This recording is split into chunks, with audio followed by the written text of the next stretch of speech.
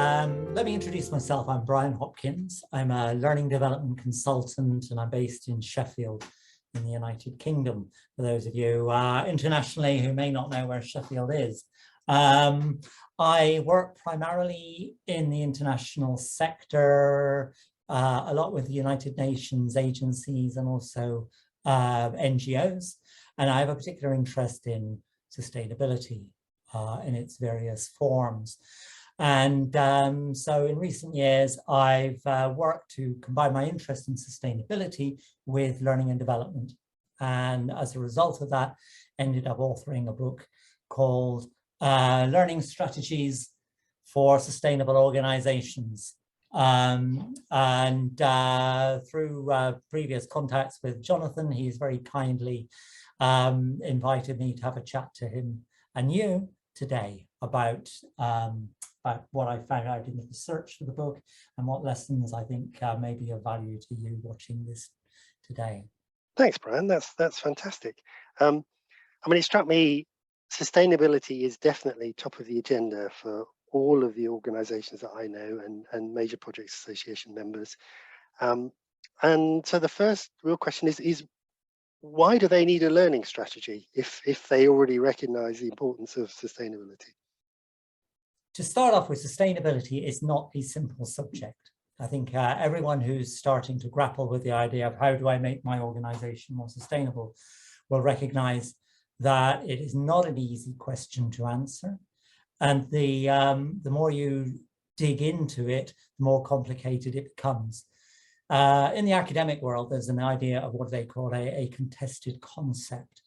And a contested concept is an idea that, you know, we all can accept is a good one, is true, is valid, is of importance. But when you look underneath it, when you lift the bonnet of that issue, you realize actually things are not quite so simple. So there are many different ways of looking at it. There are different ideas about what you should do. There are different ideas about what actually constitutes sustainability. And so I think while organizations will understand that, you know, that sustainability is going to have to be a way forward. I mean, I'm sitting here and the temperature of the last few days has been, you know, sort of in the mid-30s in the frozen north of northern England, in Sheffield. And this is unheard of. And so we're all realizing this summer, particularly in the United Kingdom, that actually environmental sustainability is a problem. And that climate change is something that we need to address. How to do it. Right. So it's not a simple subject. There's no end point for being sustainable. You cannot get to a point where the system is running perfectly, where, like in a machine, you know, you press the button and, you know, sort of raw materials go in at one end and widgets come out at the other. That doesn't work with sustainability. Sustainability is very ill-defined. We have different forms of sustainability. They interact with each other, and sometimes trying to be sustainable in one dimension has a negative impact on sustainability in another dimension. So we cannot look to find a technical fix for sustainability, and what we're looking for instead is a kind of a strategic perspective of having an idea where we want to be, what kind of organization we want to work for and work in, and little by little, slowly move towards that sustainability.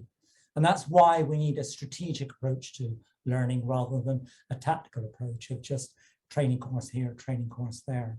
And also it's in an organization's self-interest. You know, there's a customer demand for sustainable products and sustainable services these days. I mean, you know, any brief scan of supermarket shelves will see so many products which are labeled as green, as natural. You know, let's leave aside the issue of greenwashing, you know, for now, but it's definitely something which is capturing the interest of consumers.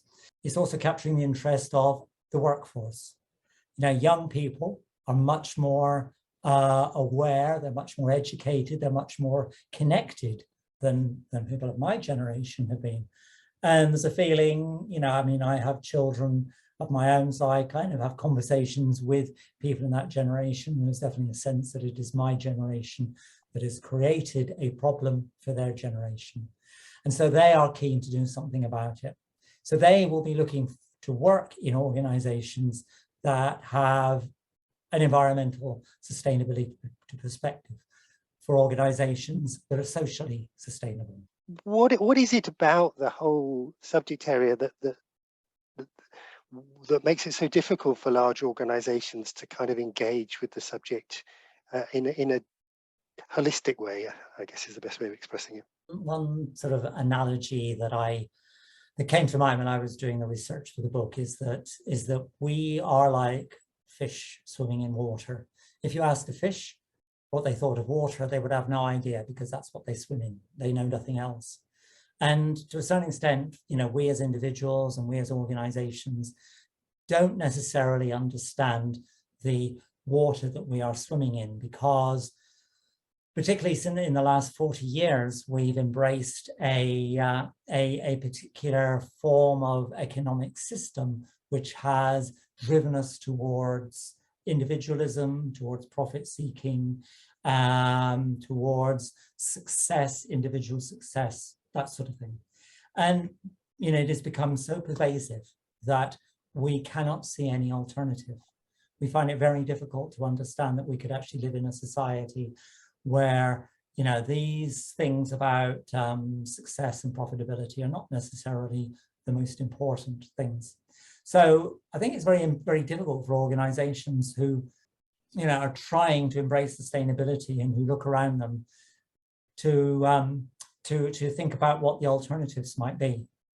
And management theorists talk about things like the institutional landscape, which is the world around you. One of the important writers on institutional theory said that if the institutional landscape rewards piracy, then organizations will become pirates. And I think that's kind of a very good way of putting it, because if the institutional landscape rewards profit-seeking, short-termism, not paying any attention to environmental or social degradation, then that's the kind of organization that will develop. And it's very difficult for organizations to swim against the institutional landscape. And so, as well as, the world the organizations live in, we have a society which is geared towards consumption. I mean, every day we're bombarded with advertisements to buy this, to buy that, to go to this place, to go to that place. And that it is only by having new things, going to new places, acquiring new goods, that we will become happy. And I think, we as individuals, as society, have got to really kind of sort of sit back and think about what actually makes us happy. Does having a new iPhone, really make us happy? Does having, an expensive car really make us happy? And so all of these things, these forces which are driving us towards, consuming, are very powerful, and they're very difficult to resist. I think that's, it's a major reason why organizations sometimes find it difficult to develop a capability for sustainability. Yes, that's interesting. I mean, in the kind of projects environment where there's a focus on process, on efficiency, on single-mindedness to delivering the asset, whatever it is, that I can see it's very hard to kind of try and do that, and then at the same time change the way that you're doing that. I think that's, and particularly in an environment, if you're involved in construction or infrastructure, that by definition, the minute you step out the door, you are kind of challenging sustainability. You're starting to dig something up. You're starting to pour concrete. You're starting to kind of release carbon into the atmosphere. So you're in a kind of one step forward and two steps back environment. Yes. The minute you kind of turn anything that's a plan into some form of kind of physical action. Yeah, I mean, I think that's a very interesting example. And actually on the cover of my book, it's a picture of my daughter and my two grandchildren, and they are standing by a field and they're looking at a cement works. And as I note in the book, cement production accounts for 7% of annual anthropogenic carbon dioxide emissions. So the more cement we use, the more emissions we make. So what we have to do is we have to make sure that every ton of cement that we mix and pour is going to be there for a long time. And so that is about, designing buildings which actually are sustainable, that we're not going to pull down in 10 or 20 years. As part of this water that we swim in, one of the things we've accepted as being, essential is this idea of economic growth. So every time you knock a building down, that's work, that's a job done, that contributes to growth. You put a new building up, you contribute to growth. The GDP of the country goes up. It's just destruction and rebuilding, almost for the sake of increasing economic, activity and contributing to the GDP. So we're currently very exercised about the lack of GDP in this country and that we're going into a recession. But in actual fact, perhaps going into a recession is not such a bad thing. So it's kind of crazy that we fetishize this measure of economic growth, and just, knocking things down and rebuilding them is one of the things that also does that. If I'm an organization and I'm thinking, look, how do I kind of start this process? I've recognized the importance of change. I recognize the importance of sustainability. How am I going to start building a sustainable learning strategy? Okay, so I think one of the things which many organizations do is they don't really think through the whole issue about learning. I think in recent years, there's been a strong trend to what is sometimes called performative learning, which is learning which is about acquiring a technical skill. So, for example, if you have a machine which manufactures widgets, you teach people how to press the right buttons in order to get the machine to work so that the widgets come out the right shape and size. Sustainability is very different because, as I said, sort of earlier on, it's a contested concept. So immediately we start having this problem of what is it that we're actually going to put into our learning strategy? What do people need to know about? Do we need to talk about environmental sustainability? Do we need to talk about social sustainability? Social sustainability is I think environmental sustainability is kind of a relatively well understood subject. We hear such a lot these days about climate change, about biodiversity, about sea level rise, about ocean acidification. And so we have a fairly good idea about the kinds of issues that environmental sustainability raises, and organizations may therefore find it easier to think about what learning they need to put in place to address that. Social sustainability is more complex because it has a very strong political dimension. So when we talk about, for example, we talk about orangutans losing their habitat because of deforestation, then generally we feel rather horrified about that. But when we knock down an area of poor quality housing in order to put up, expensive premium apartments for rich people, we don't necessarily see that as being a bad thing. We see that as gentrification. So social sustainability is much more complex. It also has sort of a lot of implications for how an organization works. Social sustainability is about, sort of equity in the workforce, about treating everybody, sort of in a way so that everybody has an equal chance to prosper, whether they be men or women, whether they be straight or gay, whether they be whatever ethnic diversity, whatever ethnic minority they come from, so that people are just people, and so we work in that way. It means making sure that everybody's needs are catered for, basic needs, so that they can all work in a safe, secure environment. So that immediately challenges such things as the gig economy, which is part of this kind of, modern capitalist way we have of working, where people have no job security and they are forced to do things which they may not actually be very comfortable doing. we also have to think about the organizational culture. What is the culture in the organization about sustainability? And it's not enough to just to say we're going to be a sustainable organization.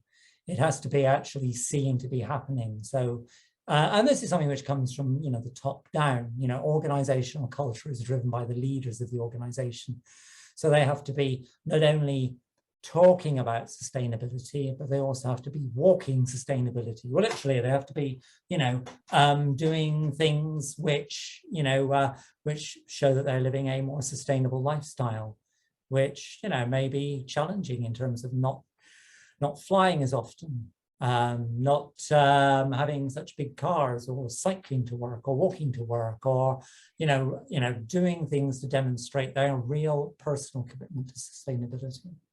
And that has to be communicated throughout the organization so that actually working sustainability is seen as the right thing to do. Then as like a subset of organizational culture, we have the learning culture. I think, I talked just now about this idea of performative learning, which is, that we run a training course on how to press buttons to produce widgets. The thing is that sustainability is such a complex subject that we cannot design a single or even two training courses which cover it all. Sustainability is something we kind of learn about as we go along. And so we have to develop a learning culture which not only has elements of a top-down approach to learning, but is also recognizes the bottom-up strengths that can come. One of my particular interests, in fact, I base my book around the ideas of systems thinking and complexity. And in complexity is a very kind of interesting idea called the edge of chaos. And the edge of chaos is a balancing point between two forces. We have in organizational theory, what we might call the conventional, the traditional system. And that is the system which standardizes, which ensures conformity so that everybody is doing the same thing, everybody's working, with the same set of ideals and values, and following standard practices to make sure that everything is done, as effectively and as efficiently as possible. But at the same time, the world outside is always different. Different customers have different needs. The world is changing, and the people who are best able to recognize what is changing are people who are actually on the front end of an organization, who are customer facing, who are making things, who are talking to customers. And so they will have ideas about what customers are looking for, what potential employees are looking for. And so they start to feed ideas up about things which need to change. And so we have this tension, we have this standardization tension, but also the tension to adapt and change. And the meeting point is this so-called edge of chaos, where the standard systems in the organization are flexible enough to adapt to new ideas coming in. And so when we apply that to the world of learning, we have to have learning which is not only teaching people how to be sustainable, but is also about learning ideas from the workforce about how to be more sustainable, about how to improve the environmental sustainability of our products, how to change working practices so that they bring more social equity, so that they bring more cohesion in the workforce and in society. We have to kind of recognize the importance of leaders supporting learning, to promote continuous learning, so people are supported to do whatever learning outside of the organization or inside is appropriate, to not only their contribution to the organization, but also their contribution to them as individuals, as members of society, to promote inquiry and dialogue, so that when people see something going on in the organization that they are not necessarily altogether happy with, that they say, why are we doing it this way? Why can't we change it? Why are the reasons why we're doing this? Perhaps there's a better way of doing it. And to create this culture in the organization where people are empowered to challenge the status quo. and to see, and suggest new ways forward. In trying to provide guidelines to organizations who want to develop a learning strategy, I thought, well, one of the issues is, where are you now in your organization as far as sustainability is concerned? And so I came up with the idea that we could probably identify 3 basic models for sustainability. One is the compliance organization, who recognizes the regulations and follows the regulations about sustainability. So in the construction industry, they may sort of put the right level of insulation in, but they wouldn't put a solar panel on the roof because it's not part of the regulations. Okay. We then have the strategic organizations who see sustainability as being a way to strengthen their place in the market. So here we have organizations who are make organic foodstuffs, or they make the traditional, if you like, sort of a chemical food and an organic variety. So they're trying to position themselves. Again, coming back to the idea of house building, you have a house builder who thinks, okay, what I can do to distinguish my house from that other company's house is by putting a solar panel on the roof.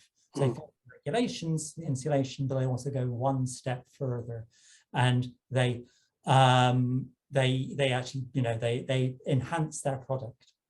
And then you have this third level of organization, which is what I call the visionary organization, who actually sees sustainability as an end in itself. They're not only just there to build houses or make widgets, they're there to actually promote environmental sustainability or to strengthen social sustainability. And so they may well put the right insulation in, add solar panels, but also, sort of work with communities to actually find out what actually they need in terms of a housing estate, rather than their own particular idea. So, they're much more committed. And I think these are the new breed of organizations that are starting to come in. Sustainability is about values at the end of the day.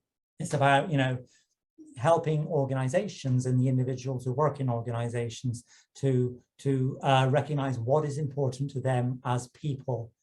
And I guess as a sort of a final comment is that a learning strategy really needs to work at that level. It really needs to work at influencing values and helping people to realize why the way they see the world, as it is at the moment, living in our kind of, late 20th century, early 21st century, sort of neoliberal economy, that actually that may not be the right way forward for humans on this planet.